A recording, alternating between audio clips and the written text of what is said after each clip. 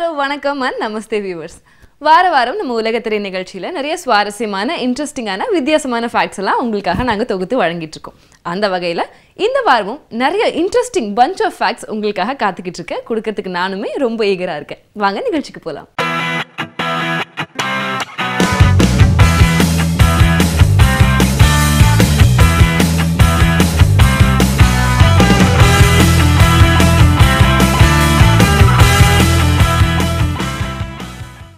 Jesus கிரைஸ்டோட பிறந்த தினத்தை நம்ம கிறிஸ்மஸாக செலிப்ரேட் பண்ணுறோம்.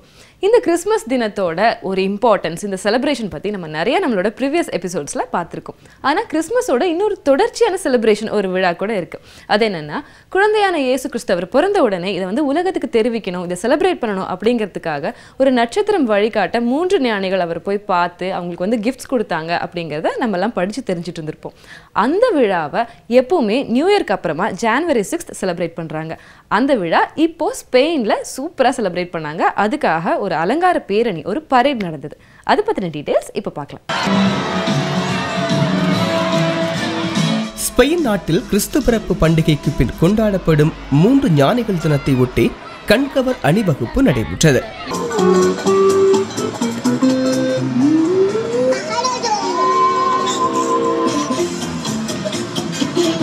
எபிகானி என்று அழைக்கப்படும் இந்த விழாவை ஒட்டி குழந்தைகள் விதவிதமான வண்ண ஆடைகள் அணிந்து ஊர்வலமாக வந்தனர்.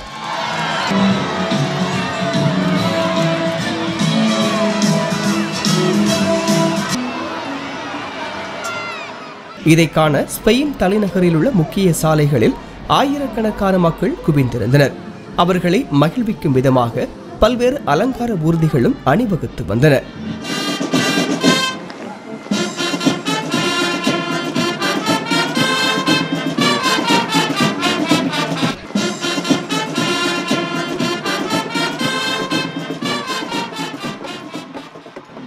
இந்த பேரணியில் இசைக்கலைஞர்கள் பல்வேறு வாத்தியங்களை இசைத்தபடி பார்வையாளர்களை உற்சாகப்படுத்தினர்.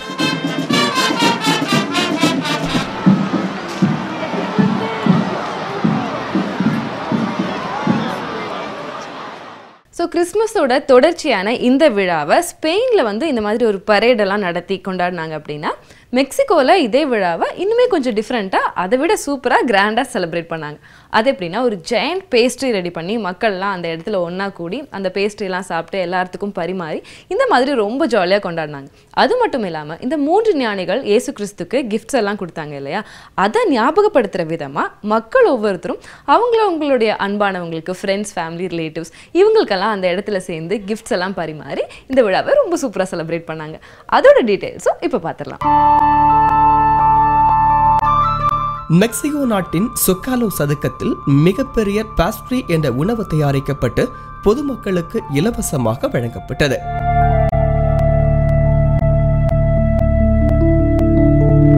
இயேசு கிறிஸ்து பிறந்தபோது 3 ஞானிகள் அவருக்கு பரிசுகள் கொண்டு வந்து படைத்தனர். அதை நினைவு கூறும் விதமாக January 6 மெக்சிகோ உட்பட பல மேற்கத்திய நாடுகளில் பாஸ்ட்ரி என்ற உணவு தயாரிக்கும் விழா கொண்டாடப்படுகிறது. இந்த ஆண்டு மெக்சிகோ நகரில் நடைபெற்ற இந்த விழாவை அந்நகர மேயர் ஏஞ்சல் மான்சரா துவக்கி வைத்தார். சுமார் 2000 சமையல் கலைஞர்கள் ஒன்று சேர்ந்து 9000 கிலோ எடை கொண்ட 1140 மீட்டர் நீளமுள்ள சுவையான பாஸ்ட்ரி என்ற உணவை தயாரித்தனர். இந்த உணவு சுமார் 2 லட்சம் பாகங்களாக பிரிக்கப்பட்டு அங்கு வந்த பொதுமக்களுக்கு இலவசமாக வழங்கப்பட்டது. மேலும் ஒருவருக்கொருவர் பரிசு பொருட்களை வழங்கியும் தங்கள் மகிழ்ச்சியை பகிர்ந்து கொண்டனர். பாஸ்ட்ரி உணவு தயாரிக்கும் விழாவின் போது ஆயிரக்கணக்கான மக்கள் சொக்காலோ சதுக்கத்தில் கூடுவார்கள். ஆனால் இந்த ஆண்டு மிக கடுமையான குளிர் வாட்டி வதைத்ததால் கடந்த ஆண்டை விட குறைந்த அளவிலான மக்களே வந்திருந்தனர். நம்ம நாட்டில எல்லாம் வந்து மக்கள் தொகை எவ்வளோ இருக்குது அப்படின்னு தெரிஞ்சுக்கிறதுக்காக வருஷம் வந்து மக்கள் தொகை கணக்கெடுப்பு அப்படின்னு ஒன்று நடக்கும். சென்சஸ் எடுப்பாங்க, நம்ம எல்லாத்துக்குமே நல்லா தெரியும். ஆனால் லண்டனில் ஒரு சூப்பரான வித்தியாசமான ஒரு சென்சஸ் நடந்தது அப்படின்னு சொல்லலாம். ஏன்னா லண்டன் ஜூவில், அதாவது இது வந்து உலக புகழ் பெற்ற ஒரு பெரிய ஜூ, அந்த ஜூவில் வந்து எவ்வளோ விலங்குகள் இருக்குது அப்படின்னு தெரிஞ்சுக்கிறதுக்காக வந்து கணக்கெடுப்பு தொடங்கியிருக்காங்க. எவ்வளோ புலிகள், குரங்குகள், பறவைகள் எவ்வளோ இருக்குது, இந்த மாதிரி சின்ன சின்ன விலங்குகள் எவ்வளோ இருக்குது அப்படிங்கிறதுக்காக வந்து ஒரு சென்சஸ் ஸ்டார்ட் பண்ணியிருக்காங்க. இந்த வினோதமான விஷயம், இதை பற்றின காட்சிகள் இப்போ பார்க்கலாம். லண்டனில் உள்ள மிகப்பெரிய மிருக காட்சி சாலையில் விலங்குகள் மற்றும் அங்குள்ள உயிரினங்களை கணக்கெடுக்கும் பணி துவங்கியுள்ளது. லண்டன் மிருக காட்சி சாலையில் எத்தனை விலங்குகள், பறவைகள் மற்றும் உயிரினங்கள் இருக்கின்றன என்பது குறித்து ஆண்டுதோறும் கணக்கெடுக்கப்பட்டு வருகிறது. இந்த ஆண்டிற்கான கணக்கெடுக்கும் பணியை ஊழியர்கள் துவக்கியுள்ளனர். இது மிகுந்த சவால் நிறைந்த பணி என மிருக காட்சி சாலை ஊழியர்கள் தெரிவித்தனர். Counted successfully 20 today. We have 17 adults and 3 juveniles and I've managed to count everyone. விலங்கியல் பூங்காவில் உள்ள சிங்கங்கள், குரங்குகள், வெட்டுக்கிளிகள் உள்ளிட்ட அனைத்து விலங்குகளையும் துல்லியமாக கணக்கெடுக்க உள்ளனர். இந்த பணிகளை மேற்கொள்ள 1 வார காலம் ஆகும் என விலங்கியல் பூங்கா நிர்வாகிகள் தெரிவித்தனர். கடந்த ஆண்டு எடுத்த கணக்கெடுப்பின்படி 750 ரகங்களை சேர்ந்த சுமார் 17,000 உயிரினங்கள் இருப்பதாக கண்டறியப்பட்டது. இந்த ஆண்டு அந்த எண்ணிக்கை அதிகரித்திருக்கலாம் என நம்பப்படுகிறது.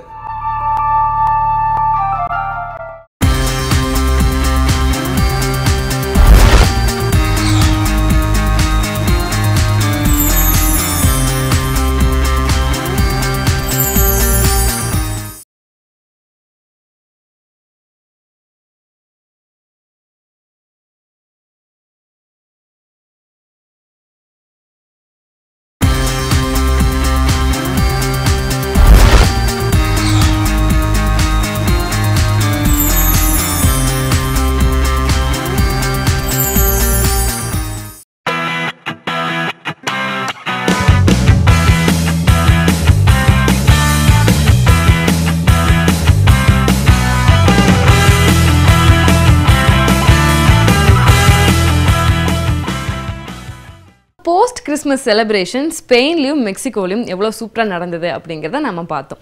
ஆனால் ஜெர்மனியில் இதையெல்லாம் தாண்டி ஒரு படி மேலே போய் ரொம்பவே வித்தியாசமான ஒரு செலிப்ரேஷன் நடந்தது ஆஃப்டர் கிறிஸ்மஸ். அது என்ன அப்படின்னா, ஜென்ரலாக நாம் வந்து hammer throw, discuss throw, javelin throw இந்த மாதிரி விளையாட்டுகள்லாம் பார்த்துருப்போம்.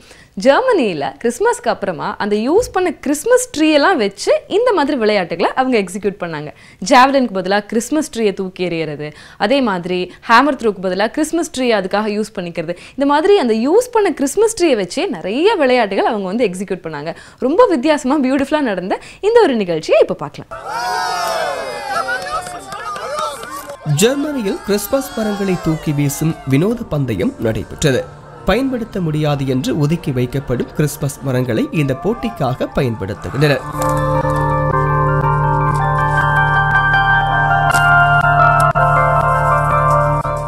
ஜெர்மனியின் தெற்கு நகரான வீடந்தில் என்ற இடத்தில் நடைபெற்ற இப்போட்டியில் ஏராளமானோர் பங்கேற்றனர். ஈட்டி எறிவது போன்று கிறிஸ்துமஸ் மரங்களை தூக்கி வீசுவது முதல் வகை போட்டியாகும். இதில் அதிக தூரம் எறியும் போட்டியாளருக்கு பரிசு வழங்கப்படும்.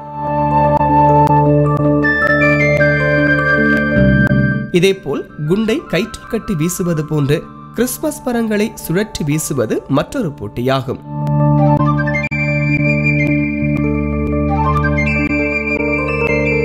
உயரம் தாண்டுவது போன்று கிறிஸ்துமஸ் மரங்களை அதிக உயரத்திற்கு தூக்கி வீசுவது மூன்றாவது வகை போட்டியாகும்.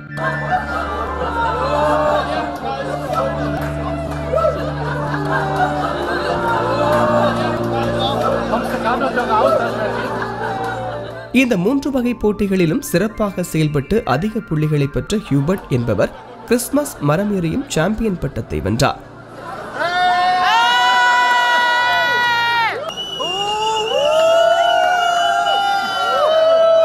இந்த போட்டிகள் முடிவடைந்த பின்னர் அனைத்து கிறிஸ்துமஸ் மரங்களையும் தீ வைத்து எரித்து விடுகின்றனர். இந்த வினோத கிறிஸ்துமஸ் மரம் எறியும் திருவிழா ஆண்டுதோறும் கிறிஸ்துமஸ் பண்டிகைக்கு பிறகு ஜெர்மனியில் கொண்டாடப்படுகிறது.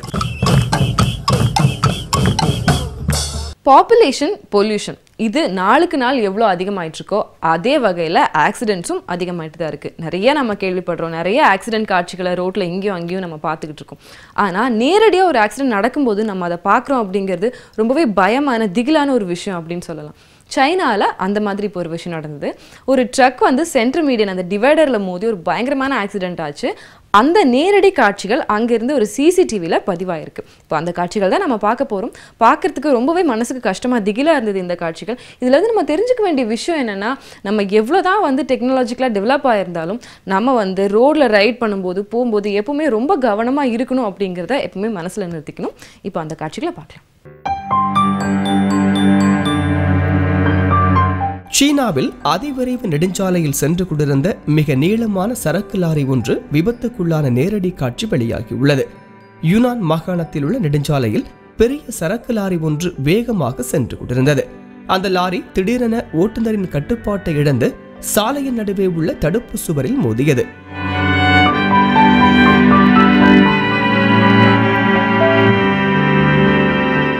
அதிர்ஷ்டவசமாக இந்த விபத்தில் எந்த உயிரிழப்பும் ஏற்படவில்லை.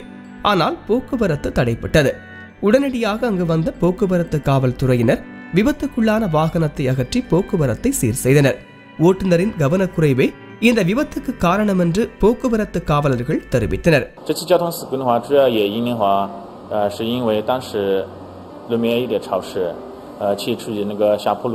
ஒவ்வொரு நாடும் அவங்களுடைய டிஃபென்ஸ் ஃபோர்ஸஸ், ஆர்ம்ஸ் ஃபோர்ஸஸ் இதெல்லாம் வந்து வருஷம் என்ஹான்ஸ் பண்ணிக்கிட்டே இருப்பாங்க, டெவலப் பண்ணிட்டு இருப்பாங்க, நிறைய ஆயுதங்கள் வந்து வாங்கி குவிப்பாங்க. இது வந்து அந்த நாட்டோட செக்யூரிட்டிக்காக.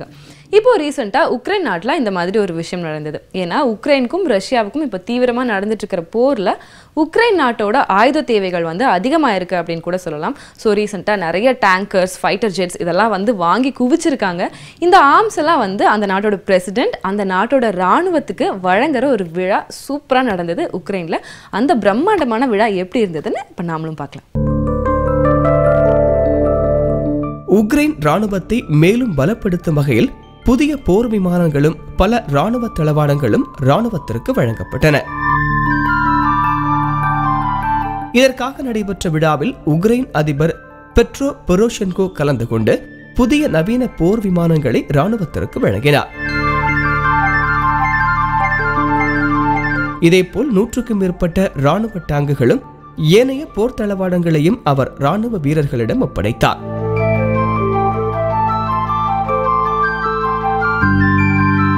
பின்னர் வீரர்கள் மத்தியில் உரையாற்றிய பெட்ரோ இந்த நவீன ஆயுதங்கள் மூலம் உக்ரைன் படைகளை வலுவாக்கி இருப்பதாகவும் இதன் மூலம் நாட்டின் தற்காப்பு சக்தி அதிகரித்திருப்பதாகவும் தெரிவித்தார்.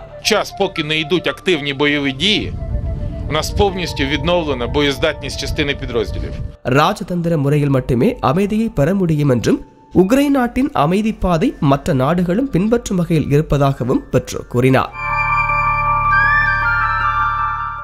ஆஸ்திரேலியாவில் இப்போ ரீசெண்டாக ஒரு வித்தியாசமான அட் த சேம் டைம் ரொம்ப கிராண்டான ஒரு பர்த்டே செலிப்ரேஷன் நடந்தது. யாருக்கு அப்படின்னு கேட்குறீங்களா? ஆஸ்திரேலியன் ஜூவில் இருக்கிற ஒரு கொரிலாக்கு அந்த பர்த்டே செலிப்ரேஷன் நடந்தது. நம்ம வந்து குழந்தைங்களுக்கு மனுஷங்களுக்குலாம் எவ்வளோ பியூட்டிஃபுல்லாக ரொம்ப கிராண்டாக பர்த்டே செலிப்ரேட் பண்ணுவோம். அதுக்கு கொஞ்சம் கூட கம்மி இல்லாமல் சூப்பரான ஒரு பர்த்டே செலிப்ரேஷன் தான் இது. அந்த கொரிலாவோட 10வது பர்த்டே அப்படிங்கிறதுனாலையும் அந்த கொரிலா தான் அந்த ஜூலேயே வந்து சீனியர் மோஸ்ட் கொரிலா அப்படிங்கிறதுனாலையும் ரொம்ப கிராண்டாக இதை செலிப்ரேட் பண்ணாங்க. நிறையா கேக்ஸ், ஃப்ரூட்ஸ், ஐஸ் இதெல்லாம் வச்சு அந்த கொரிலா வந்து பயங்கரமாக குஷி ஏற்றி சூப்பராக ஒரு பர்த்டே செலிப்ரேஷன் நடந்தது. அது எப்படி நடந்தது, எவ்வளோ ஜாலியாக இருந்தது அப்படிங்கிறத நாமளும் பார்க்கலாம். ஆஸ்திரேலியாவின் மெல்பர்ன் மிருக காட்சி சாலையில் உள்ள மனித குரங்கு தனது 10வது பிறந்த நாளை விமர்சையாக கொண்டாடியது. கிம்யா என்ற பெண் மனித குரங்கும் அதன் ஜோடியும் இணைந்து பிறந்த நாளை பார்வையாளர்கள் முன்னிலையில் கொண்டாடின.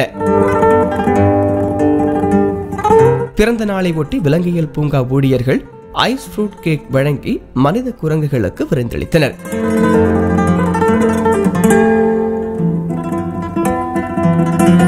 கிம்யா குரங்கு தற்போது கர்ப்பமாக உள்ளது.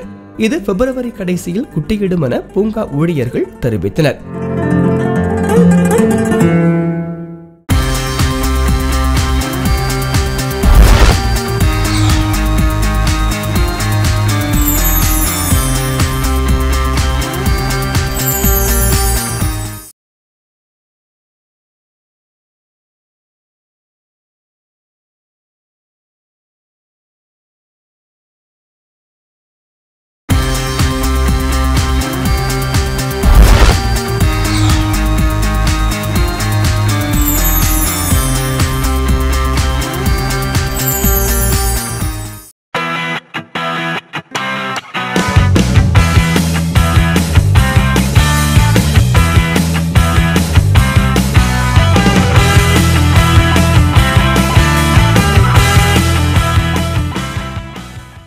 ரோட்டில் நடக்கிற ஆக்சிடென்ட்ஸ்க்கு தான் வந்து இம்பேக்ட் ஜாஸ்தி அப்படின்னு இல்லைங்க, கடற்பகுதியிலையும் வந்து நிறைய அந்த மாதிரி ஆக்சிடென்ட்ஸ் நடக்குது. அதுக்கு வந்து அதோட இம்பாக்ட் ரொம்பவே ஜாஸ்தி, நிறைய பொருள் சேதாரம் ஏற்படும் அப்படின்னு கூட சொல்லலாம். ரீசெண்டாக வந்து யூகேவோட கடற்பகுதியில் சிங்கப்பூரோட கப்பல் வந்து ஒன்று தரை தட்டி நின்றுச்சு. அது வந்து சாதாரண கப்பல் இல்லை, ஒரு பெரிய சரக்கு கப்பல். அதில் வந்து நிறைய கார்ஸ், ட்ரக்ஸ், ஜேசிபி இந்த மாதிரி ஹெவி மெஷினரி கொண்டு போயிட்டு இருந்த சரக்கு கப்பல் வந்து தரை தட்டி நின்னதோட மட்டும் இல்லாமல் கிட்டத்தட்ட ஒரு 45 டிகிரிக்கு வந்து சாஞ்சிருச்சு அப்படின்னு சொல்லலாம். இப்போ வந்து அந்த சரக்கு கப்பல் அதில் இருக்கிற சரக்குகள் எல்லாம் மீட்கிற ஒரு மீட்பு பணி வந்து இப்போ போயிட்டு இருக்கு. அதுக்கான காட்சிகளை இப்போ பார்க்கலாம்.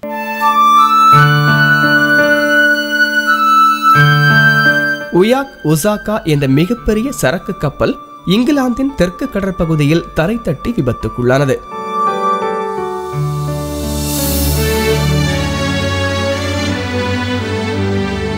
இந்த கப்பல் கார்கள், ஜேசிபி இயந்திரங்கள் உள்ளிட்ட பொருட்களை ஏற்றி வந்தது. இதில் 1400 கார்கள் இருந்தன.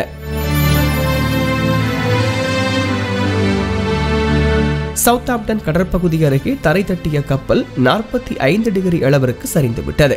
இதனால் கப்பலின் உள்ளே இருந்த கார்கள் சேதமாகி விட்டதாக கூறப்படுகிறது.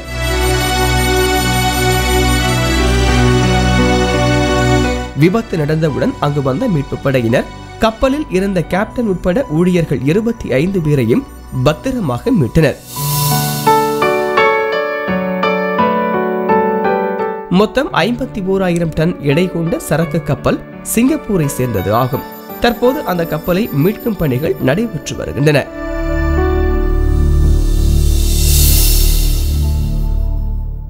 தீவிரவாதம் அப்படிங்கிறது என்றைக்குமே தீர்க்கப்பட முடியாத ஒரு தொடர்கதையான விஷயமாயிட்டு இருக்கு.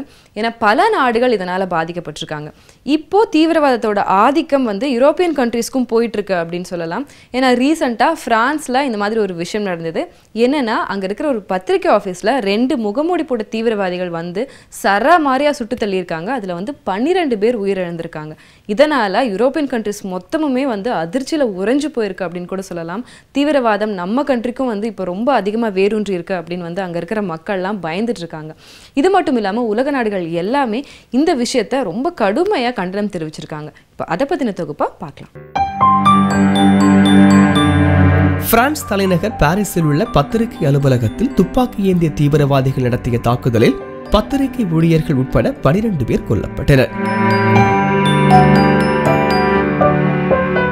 இந்த பத்திரிகையில் இஸ்லாமியர்கள் குறித்து சர்ச்சைக்குரிய சில சித்திரங்கள் வெளியானதாகவும் அதற்கு இஸ்லாமியர்கள் கண்டனம் தெரிவித்ததாகவும் கூறப்படுகிறது. சர்ச்சைக்குரிய சித்திரம் வெளியிட்ட காரணத்தினால் தான் இந்த தாக்குதல் நடைபெற்றிருக்கலாம் எனவும் கருதப்படுகிறது. முகமூடி அணிந்த தீவிரவாதிகள் 2 பேர் அலுவலகத்தில் புகுந்து தாக்குதல் நடத்தியதாகவும் பின்னர் அவர்கள் வாகனத்தில் தப்பி ஓடியதாகவும் சம்பவத்தை நேரில் பார்த்தவர்கள் தெரிவித்தனர்.